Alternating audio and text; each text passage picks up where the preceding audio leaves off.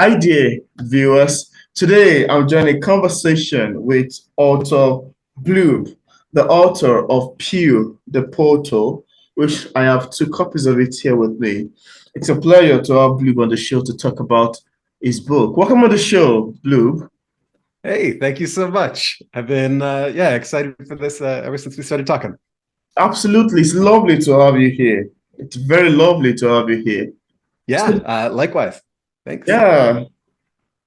So, Blue, reading through your book, Pew the Potoo, was quite amazing to me. I love your introduction to the bird Potos. I'm not sure if I'm pronouncing that correctly. And the little background information I get to know about them. So, Mhm. tell us, how does this book come about? What inspired you to write Peewee the Potoo? You can correct me with your pronunciation. So I'd always said Putu, and then I watched the documentary and they said Potu, and I don't know. I think Putu is funnier, and if you want kids to read a book, right, it's got to be Yeah. funny. I feel like. So anyway, I like Putu. I'll probably say Potu because I think it's probably more correct, but I don't know that it actually matters. I don't think the birds are going to call us up, right? Um, but yeah, as for inspiration, man, I wish I could control it. Inspiration's a funny thing. It just kind of hits, and whenever it does, like, well, I guess I have to do whatever that idea was, or it's just gonna sit like a bug in my brain, and I just can't let it go. Yeah. Um, and so the way it kind of came about was we've got this dog. His name is Squish, and he's my handsome knucklehead. I love him to death. Oh. But he's got a lot of stuff going on, and he is expensive, homie. And apart from my day job, I've been looking for a way to actually start making additional money on the side, and vet bills, and it's like $130 a bag dog food. It's crazy. Oh. Yeah, Wow. yeah. My guy's got fancy taste now. But so that's kind of like the mindset I was in, trying to bring in extra money, and thinking of ideas on what I could do at nights and weekends and things on the side. And my first idea was to take books that were in the public domain.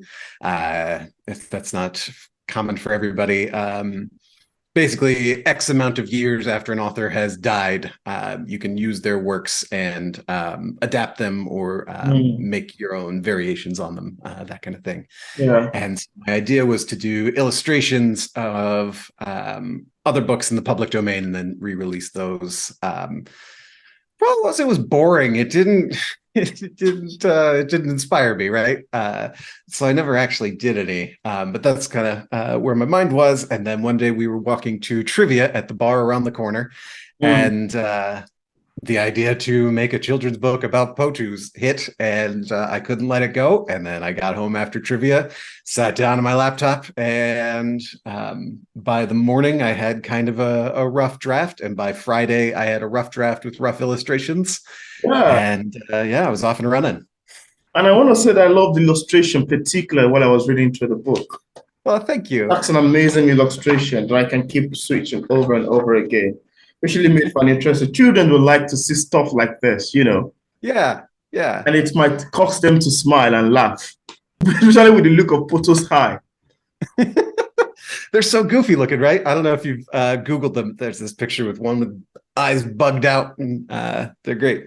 I'd love to ask you too, Blob, for Mhm. readers who haven't read the book yet, and without giving much information away, could we have a Sure. sneak of what we'd expect picking up Peewee the Porter? I think you might want to speak in the perception of the children, or maybe the perception of the mother, or who is Mhm. purchasing the book for the children. Sure. Yeah. Yeah, so I'm not too worried about giving stuff away. It's a 27-page book. It's like that thin. Uh, yeah, so I don't know how many kind of secrets are hidden away in there.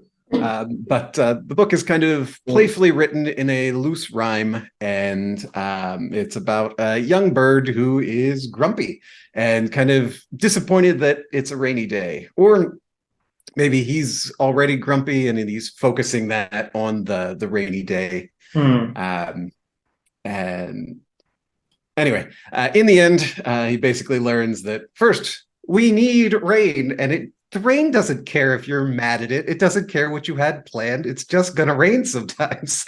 Uh, And you can sit at home and you can be grumpy about it, or you can kind of choose your mindset and yeah, find any number of other things to do on a rainy day and enjoy yourself, rather than being mad at something that you can't stop from happening and you need to happen anyway.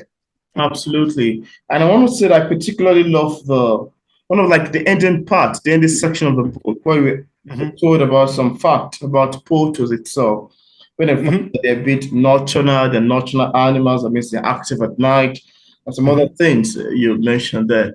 Now let's talk about criticism. I would like Sure. to know if you've experienced any negative criticism of your works. If you've had one, how do you react to negative reviews of your book if you ever had one? Yeah, so I went to art school. I should maybe clarify. I barely graduated from an art school that no longer exists. Oh, Um, really? but anyway, in class, we learned to show each other our work and then critique it, and kind of pick things. Hey, this works, but this really doesn't, that kind of thing.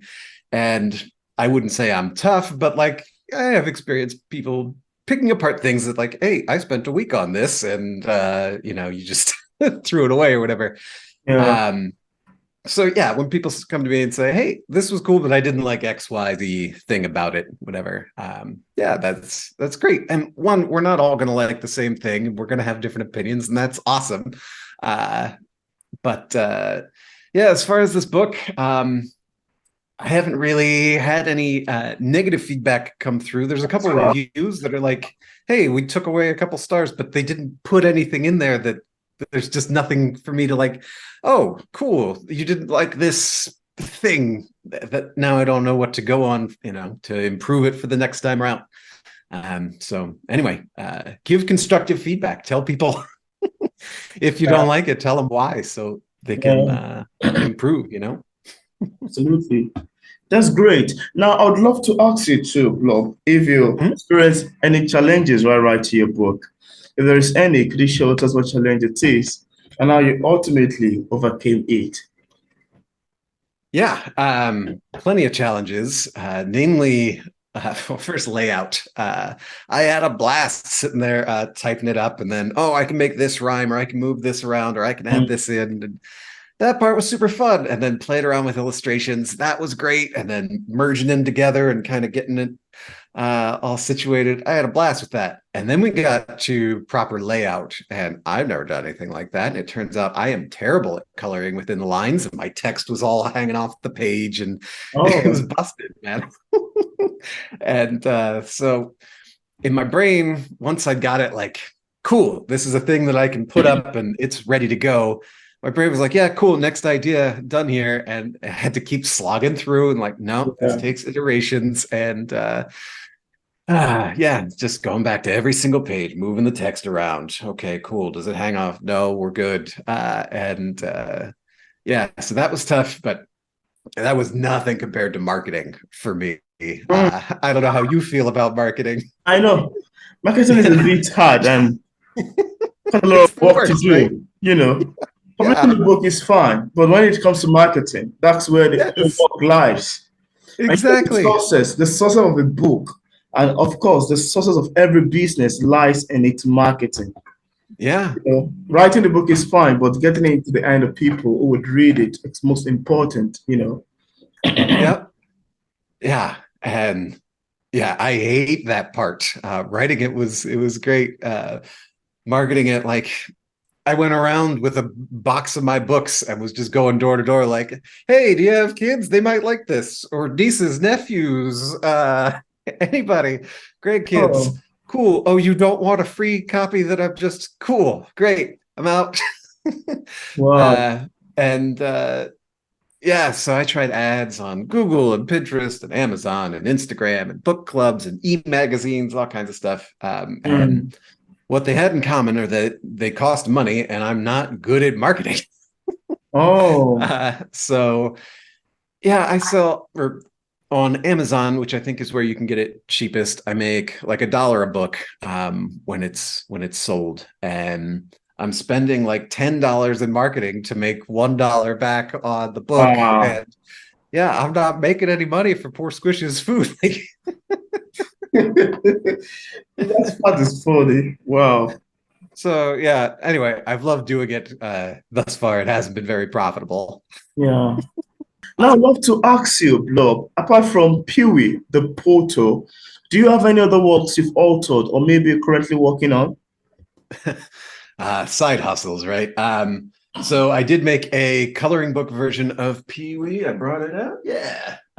So I made a coloring book Yeah, version. that's This is beautiful. the demo copy.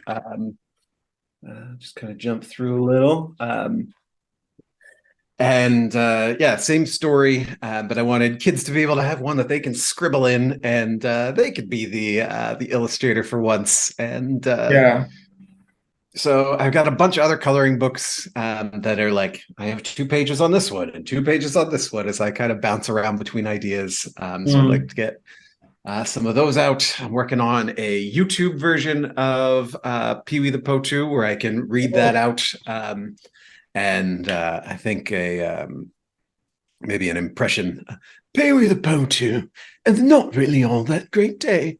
Go a little a BBC documentary, I think would work. yeah, Anyway, it takes a bunch of editing and stuff, and I'm sure you know that all takes time. And absolutely. so yeah, I was hoping to have that ready to go before this interview, but such is the life of a procrastinator, I guess. Mm.